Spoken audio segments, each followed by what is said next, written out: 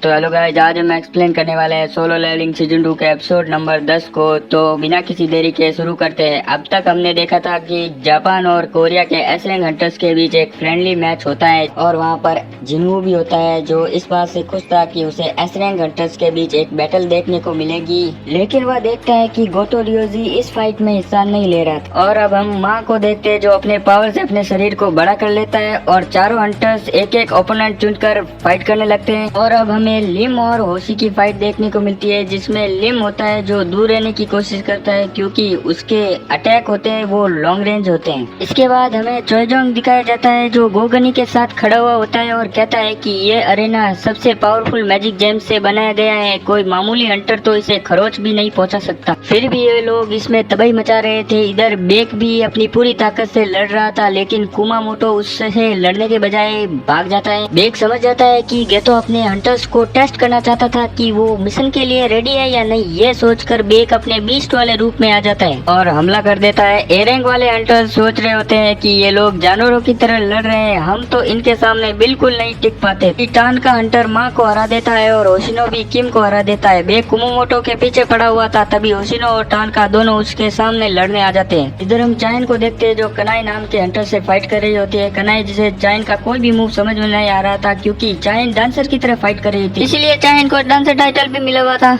चाइन बड़ी आसानी से कनायका को हरा देती है। इसके बाद बेक की मदद करने जाने लगती है, तभी कुमामोटो चाइन पर पीछे से अटैक करता है, जिसे देख के चाइन थोड़ी सी घबरा जाती है एंड उसके चेहरे के ऊपर पंचेस फेल देती है, जिसके लिए वो सॉरी बोलती है। बट तभी जापानीज टीम बोलती है कि जब वो बंदा बहुत ज्यादा डैमेज हो जाता है उसकी सेकंड फेज आ जाती है, जिसमें बहुत ही ज्यादा पावरफुल हो जाता है एंड इवन अपने दोस्तों के ऊपर भी अटैक कर सकता है। अब वो चाइन के ऊपर अटैक करने वाला था कि तभी बीच में जिन्हू आ जाता है एंड उसे बचा लेता है। एंड जब वो जिन्हू के ऊपर अटैक करने की ट्राई करता है, जिन्हू उसे टेक डाउन कर देता है। अब जिन्हू की स्किल्स को देख के गोतो रियोजी इम्प्रेस हो जाता है एंड वो जिन्हू को एक फाइट के लिए चैलेंज करता है, जिसके लिए जिन्हू भी एग्री कर जाता है। बट वो एक कंडीशन बोलता है कि वो तभी फाइट करेगा जब गोतो रियोजी उसके अगेंस्ट अपनी सारी पावर यूज करेगा, जिसके लिए गोतो रियोजी हाँ बोल देता है। एंड अब फाइनली उनकी फाइट शुरू हो जाती है। अब गोतो रियोजी सबसे स्ट्रॉन्गेस्ट एस रैंक हंटर था जिसके खिलाफ जिन्हू ने फाइट की थी, बट क्योंकि जिन्हू ने भी लेवल अप कर लिया था वो उसके मूव्स को डॉज कर पा रहा था। ये देख के गोतो रियोजी को गुस्सा आ जाता है एंड वो डिसाइड कर लेता है कि वो जिन्हू को जान से मारेगा। एंड वो जिन्हू के ऊपर एक अटैक भी लैंड करता है, जिससे जिन्हू को ज्यादा डैमेज नहीं होता बट उसके गाल पे एक कट आ जाता है। एंड जब वो अगला अटैक करता है जिन्हू उसका हाथ पकड़ लेता है, बट वो उसकी हथेली को पकड़ता है, ना कि उसकी रिस्ट को, ताकि वो एलिमिनेट ना हो पाए। ये देख के गोतो रियोजी बहुत ही ज्यादा गुस्से में आ जाता है। एंड अब इनकी एपिक फाइट शुरू होने ही वाली थी कि तभी दोनों कंट्रीज के एस रैंक हंटर्स बीच में आ जाते हैं एंड इनकी फाइट को रुकवा देते हैं। जिन्होंने अब सभी की शैडोज के अंदर अपने सोल्जर्स डाल दिए थे। अब सारे जापानीज हंटर्स चले जाते हैं एंड जिन्हू चेयरमैन गो से कुछ बात करने के लिए आता है। अब हमें अगले सीन में दिखाया जाता है कि गोतो रियोजी किसी से कॉल पे बात कर रहा होता है एंड वो उस आदमी को बताता है कि यहाँ पे कोरिया में एक बहुत ही ज्यादा स्किल्ड हंटर है जिसका नाम है संग जिन्हू। बट फिर वो आदमी बोलता है कि रेडिंग लिस्ट के अंदर इस आदमी का कहीं भी नाम नहीं है, जो सुन के गोतो रियोजी शॉक हो जाता है। एंड अब सारे हंटर्स इसी बारे में बात कर रहे होते हैं कि जिन्हू इस रेड के अंदर नहीं पार्टिसिपेट करने वाला एंड जिन्हू के साथ इबियम को भी पार्टिसिपेट नहीं करने वाला। इसके बारे में बेक सोच रहा होता है,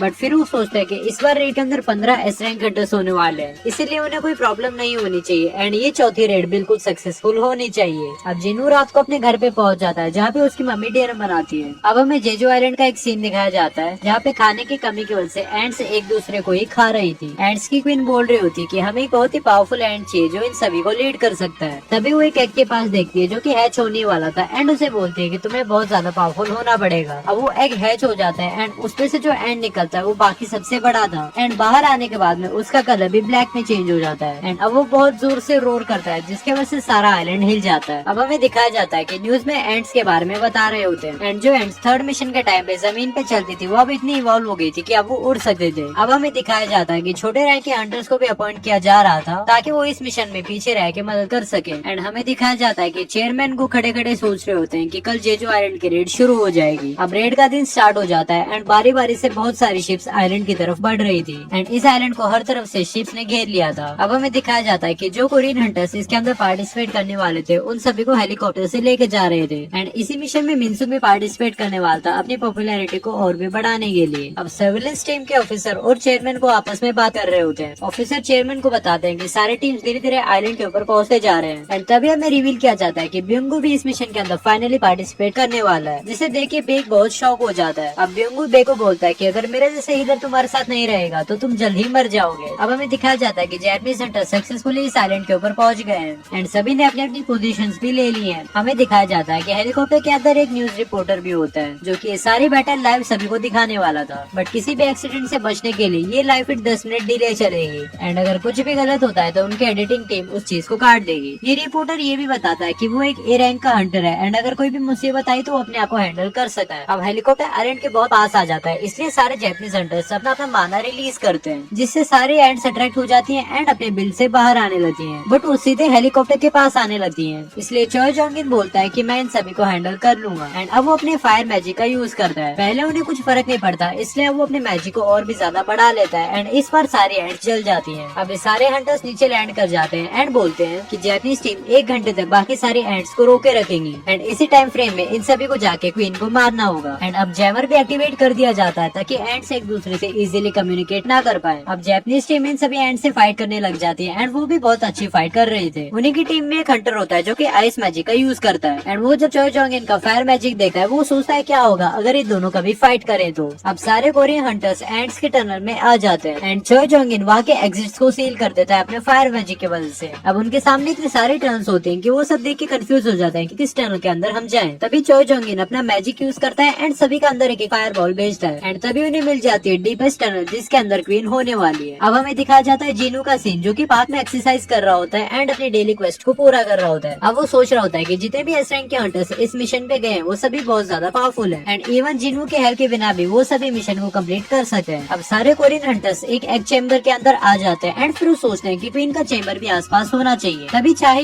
इशारा करती है एक बड़े से एग के पास जिसमें से पहले वो पावरफुल एंड निकला था, जिसे देख के बाकी के हंटर्स थोड़े से डर जाते हैं। अब हमें जैपनीज हंटर्स का एक सीन दिखाया जाता है जहाँ पे उनका एक हंटर थोड़ा सा इंजर हो जाता है एंड वो अपनी हीलर के पास जाता है उससे हील करने के लिए, बट उसकी हीलर बोलती है कि मैं तुम्हें ऐसे ही हील नहीं करूंगी एंड इवन वो पैसे के भी डिमांड नहीं कर रही थी। अब ऊपर से एक और एंड्स का ग्रुप आने लग जाता है, इसलिए वो हंटर बोलता है कि मुझे जल्दी से हील करो एंड अपनी डिमांड बताओ। अब वो कुछ भी बोल पाती उससे पहले उसका गला काट दिया जाता है, जिसे देख के वो दोनों हंटर्स डर जाते हैं एंड यहीं पे ये वाला एपिसोड खत्म हो जाता है। तो गाइस ये वीडियो कैसा लगा मुझे कमेंट करके बता देना, और तुम्हें सोलो लेवलिंग सीजन 2 के हिंदी डब एपिसोड देखने हैं तो मेरे टेलीग्राम चैनल को ज्वाइन कर लेना जिसका लिंक मैंने डिस्क्रिप्शन में दे दिया है।